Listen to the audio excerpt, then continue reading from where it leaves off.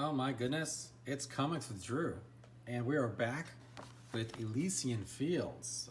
This is a crowdfunded book that I recently received, and I did say that I was going to do a video review of it.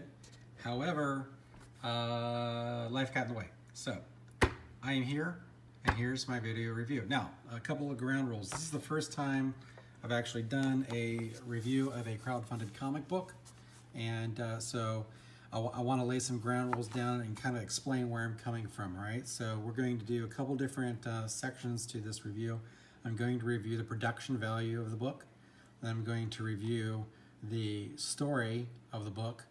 And then I'm going to review, or then I'm basically going to point out some things that could be done better going forward. Now, this is what is known as constructive criticism. So when I'm mentioning things that could be done better, this is not me trashing the book. Please understand that. This book is a labor of love, and it is something that these gentlemen put in significant time and significant effort into putting together, and they should be commended for that because it's a really big achievement to get a book produced and to get a book published and get a book shipped into the hands of your customers, and to do it in a timely manner, which is what this creative team has done. So, that being said, no book is perfect. Even The Dark Knight Returns is not a perfect book. But I'm going to give what I consider fair criticisms, and I'm also going to point out where I think the book succeeds. All right, so let's start off with title. This is Elysian Fields, or excuse me, this is Elysian Fields, as you can see, and you know, it's by Oden, Costa, and Stone. And I'll tell you what, the way this book looks is the way you want your book to look. This is a phenomenal presentation. It's a really shimmering holographic cover. And, you know, look, I mean, just look at that. That's just amazing. This book looks perfect. If I saw this on a shelf at a local comic shop, you bet your butt I would be picking it up and leafing through it. So, we have the logo on the back with the barcode, and we've got Achilles here, who is our protagonist, and he has got his shield up, and he's got his sword at the ready. This is a 9 Realms publishing book, and this is the first in what is supposed to be a series. So, again, this is going to be production value part, okay? So, like I said, the book looks phenomenal. It's not super, like, I mean, it lays pretty solidly flat. You know, I mean, it's not terrible. I've seen some books where this thing is like bow-legged, you know, and it's out of control. The quality of the pages are nice. This is the kind of stuff that you would expect to see in a professional comic book. And we're going to get into some of the art and production. But first thing we're going to talk about, though, is the cover page here. All right, as you can see, this is by Michael Oden, story. The art is by Marcelo, Oliveira, Costa, and cover is Jim O'Reilly, and lettering is Luke Stone. All right, so this is Intro of the Arena is the title. It's kind of hard to pick up there. Maybe you can see it there. Intro of the Arena. All right, so this is kind of like a prelude book. So, like I said, let's get into some of the production value. The art, the inking, and the art is really top level. This is really good stuff. You got some varying line width. The art is not perfect, but you know we're going to get to that in just a minute. So, the coloring could be better, but you have to also consider the what you're working with. So when you have an army full of dudes wearing, like, you know, brass helmets, you're not going to get a lot of color variations. So you're going to have to look at, you know, maybe adding some external lighting that might tint these a little bit differently depending on where the positioning is. But it's going to be kind of difficult when, you know, you've got scenes like this here, you know, where, you know, you just got thousands of dudes wearing the same thing. It's going to be hard to differentiate. So, you know, I mean, I can't really necessarily fault the artists and colors for this, but in most other areas, this is a professional coloring job, okay? You know, I mean, you got your background effects with the clouds, and you've got a lot of effects showing reflection. You know, I mean, this stuff looks really, really good. So the printing on the book is phenomenal. The art on the book is solid, and the lettering is, I think, probably something that could be worked on. So the lettering is fine. You don't have a problem with reading the lettering. It's all very legible. But there's something that I think you should keep in mind, and I'm going to point the camera away here for a second while I pull this up here.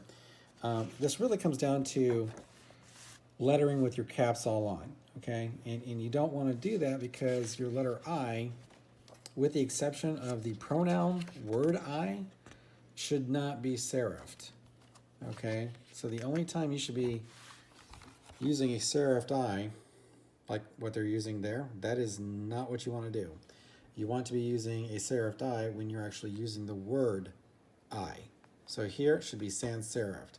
Now I know that we're doing that some other places, like right here. That's a sans serifed I, you know, and blessing and, you know, against. So that's all good. So this is just something you want to look out for. So this happens a couple different places. So unless, again, you're using the pronoun I, right here, that's correct, all right? So, but other places, you're kind of getting, you know, back and forth on it, and it's not, like right here, you don't want to use the serifed I's. This is not what you want. So again, right here, you know, here, these all should be sans serif. So like they should be like coming, right here. So this is a small quibble, you know, I mean, the lettering's fine otherwise. So the other thing that I wanted to point out is layout, all right? So right here we have Achilles, and we're talking to, I believe it's pronounced Sharon is his name. This is the underworld deity who ferries people across or ferries our characters across the river Styx to the afterlife, right? So here he's got Achilles. So keep in mind, we're gonna kind of read this straight through as an example of telling you to try to show you to try to illustrate what I'm talking about. So we have Achilles. You typically are going to read these from left to right, okay? Left to right, left to right, all right? Where do you, let's see here. Where do you take me, Ferryman? And a displaced soul is in no place to demand answers from a god. Perhaps if you ask politely, and the word balloon goes over here. So what you would really want to do here is you'd probably want to put this balloon over here, right there, and then move Achilles over, and then put these down here. So we've got the room for it, but that's something that when you're in the planning stages and you're penciling and you're blocking, you want to make sure that you're leaving room for your dialogue. And this looks like we didn't quite leave room for the dialogue, and we kind of just threw it all over here. But that's the first issue. The second issue here is that we got Achilles starting off, and then we've got Sharon replying, and then so it's like, perhaps if you ask politely, you would dare to threaten a god? Well, wait. Perhaps if you ask politely, you would dare to threaten a god? Well, that doesn't make any sense. Perhaps if you ask politely, I was in paradise and you took me from it. Immortals may not die, but I have come to find from personal experience that they bleed just as well as any human, so to speak. And so then we go over here, you would dare to threaten a god? Okay, so that makes sense. So again, we want to be careful with our layout. Now, the reason why I bring attention to this is because look at this art. This art is phenomenal art. Look at that detail and the coloring and the shading and the effects. I mean, this is the production value as far as the art is concerned on this book is really right on the cusp of being great. And we want to make sure that we're doing justice to that because it is a visual medium, and you have to make sure that your readers don't get lost. So when you're going over here and then you have to go here and then go over here, that gets your reader lost and takes them out of the story. So that's one concern I have. And then there's another issue. So the other issue that I want to mention here is something that artists, it's a big bugaboo for artists. And it's something that I want to bring some attention to because it hurts the narrative when it's not done right, or when it's done. Okay, so, here's the story. This isn't a spoiler. In mythology, Achilles gets shot through the heel, that is Achilles' heel. That's where the expression comes from. So we actually have this illustrated in the book. So we have an entire half page of space with nothing really but the arrow. This should have some kind of, faded in background to at least give it some depth. But that's not the big thing. The big thing is here. Where's the arrow? The arrow is right there, okay? Well, let's zoom in on that, all right? The end of the arrow is matching the curvature of the leg. This is what's known as a tangent, all right? And the problem is that it's very difficult to see and differentiate the arrow from the leg, from what he's wearing, from his little cloak there that he's got going on. So as you can see, the arrow hits the ankle. And so, my point is that when I'm reading this, I see the arrow. I'm like, okay, well, where's the arrow? And it took me a minute to figure it out. And that's something that we can definitely work on as far as going forward on production. So those are my big things. Some layout for word balloons, and additionally the tangents, and additionally the eye on the lettering. Nate Picos does, or is it Nate Picos? I believe it's Nate Picos. I could be wrong, so forgive me. He's one of my favorite letterers. He is a mainstream comic letterer. You've seen his work in like Middle West, among many, many, many other things. This dude on Blambot gives you free lettering tips. So you should probably go take a look at some of those because they're invaluable. And he explains what you should and should not do as far as font choice, as far as lettering choices, as far as things like the letter I, for example. He does a really good job, and it's free. So go ahead and look into that. So, and that would be, I guess, for Luke Stone to take a look at. But I don't want to pick on Luke because, again, like I said, I think that this book is a quality book. This is a crowdfunded book that was produced and delivered on time, and that's saying a lot. There are a lot of other people that have more experience doing this stuff that have not gotten off their butts to do their job and to give the customer what they say they're going to give the customer.